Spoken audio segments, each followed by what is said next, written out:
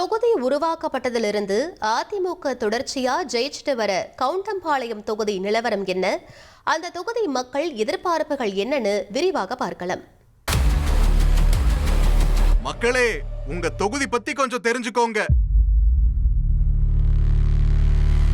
கவுண்டம்பாளையம் சட்டப்பேரவை தொகுதி கோவையில மாநகராட்சி பகுதிகள் Narasimhanaickenpalayam, Sivananda Colony, Press Colony, Thudiyalur, Periyanaickenpalayam, Kavundampalayam பகுதிகளை உள்ளடக்கின தொகுதி.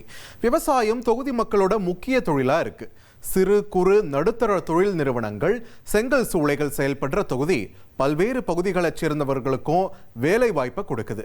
பிப்ரவரி 23 தேர்தல் ஆணையம் வெளியிட்ட இறுதி வாக்காளர் பட்டியலில் 1,98,430 ஆண் வாக்காளர்கள், 2,08,963 பெண் வாக்காளர்கள், 114 மூன்றாம் பாலின வாக்காளர்கள்னு மொத்தமா 4,07,507 வாக்காளர்கள் இருப்பதா தெரிவிக்கப்பட்டிருந்துச்சு. கவுண்டம்பாளையம் தொகுதி 2008 தொகுதி மறுசீரமைப்புல புதுசா உருவாக்கப்பட்ட தொகுதி. தொகுதியில இதுவரைக்கும் நடந்த 3 தேர்தல்களையுமே அதிமுகவே ஜெயிச்சிருக்கு. தொகுதியில கடந்த 2011 மற்றும் 2016 தேர்தல்கள்ல அதிமுகவின் 6 குட்டி ஜெயிச்சாரு. கடந்த 2021 சட்டப்பேரவை தேர்தலில் அதிமுக வேட்பாளர் அருண்குமார் ஜெயிச்சாரு.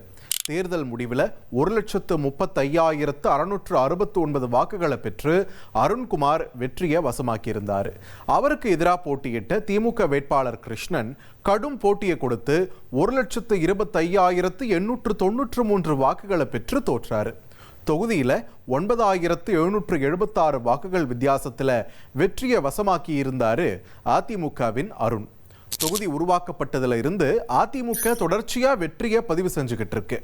இப்போ தேர்தல் நெருங்க கவுண்டம்பாளையம் தொகுதி மக்களோட எதிர்பார்ப்புகள் என்னவா இருக்கும்னு கேட்கலாம்.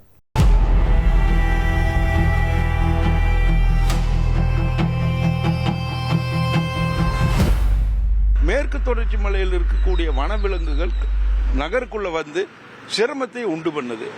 இதை வரக்கூடிய அரசாங்கம் இதுக்குண்டான ஒரு தனி சிறப்பை எடுத்து இங்க இருக்கக்கூடிய விவசாயிகளையும் விவசாய விளைபொருட்களையும் பாதுகாக்கிறதுக்கு முக்கிய பங்கு வகிக்கணுங்கிறது ஒரு என்னோட முதல் கோரிக்கை. செங்கல் சூளை இயக்கப்படும் சொல்லி போட்டு இப்போதைய முதலமைச்சர் அங்க வாக்குறுதி கொடுத்து தான் போனாரு. அந்த செங்கல் கால்வாய் பத்தி எந்த விதமான ஒரு அறிவிப்பும் வரல. அப்படிங்கிற தொழிற்சாலைகள் நிறைய முடங்கி கிடக்குது, தொழில்கள் நிறைய முடங்கி கிடக்குது. அதையும் சரி பண்ணி கொடுக்கணும். 20 லட்சம் இல்ல, ஆகவே உங்களுக்கு மெட்ரோவுக்கு அனுமதி இல்லைன்ட்டாங்க. இப்பதான் அனுமதி கொடுத்தா தான் இந்த தேர்தலில் மெட்ரோ 5 வயது ஆயிரும். அப்ப இங்க 30 லட்சம் பேருக்கு மேல ஆய்ப்போகும். ஆகவே அது எதிர்காலம் திட்டம் கொண்டு வந்து கோவைக்கு மீண்டும் மெட்ரோ ரயில் கொண்டு வர வேண்டும் என்பதை, மெட்ரோ திட்டத்தை கொண்டு வர வேண்டும் என்பதை அன்போடு கேட்டுக்கொள்கிறோம். டிச்சு சாக்கடை வசதி இல்லை, அங்கங்க சோக்பெட்டு போட்டு எல்லாம் அவங்கவுங்க வீட்டுக்கு கீழேயே தான் இறக்கிட்டு இருக்கோம். ஆனால் எலெக்ஷன் டைமில் வர்றாங்க, அது பண்ணி தரோங்கிறாங்க. ஒரு ரோடு வசதியாகட்டும், சாக்கடையாகட்டும் எதுவுமே இல்லை.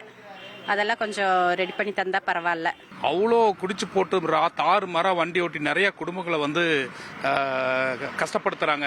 குடும்ப தலைவர் எல்லாமே இழப்பு ஏற்படும் போது அந்த குழந்தைகளோட படிப்பு, வாழ்வாதாரம் எல்லாமே கெடுது. அதனால இந்த மதுவை ஒழிச்சு அதுக்கான ஒரு மாற்று வழியை ஏற்படுத்தி கொடுத்தீங்கன்னா இந்த சமுதாயம் அடுத்த லெவலுக்கு நோக்கி நகரும்.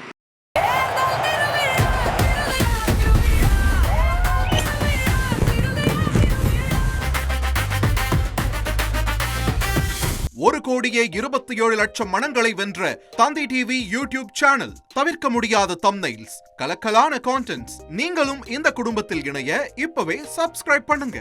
அசுரபலம் கொண்ட எங்கள் டிஜிட்டல் கரங்களில் உங்கள் விளம்பரங்களை சேர்க்க வாட்ஸ்அப் பண்ணுங்க. 8939888838. Email advtthanditv@dttv.in.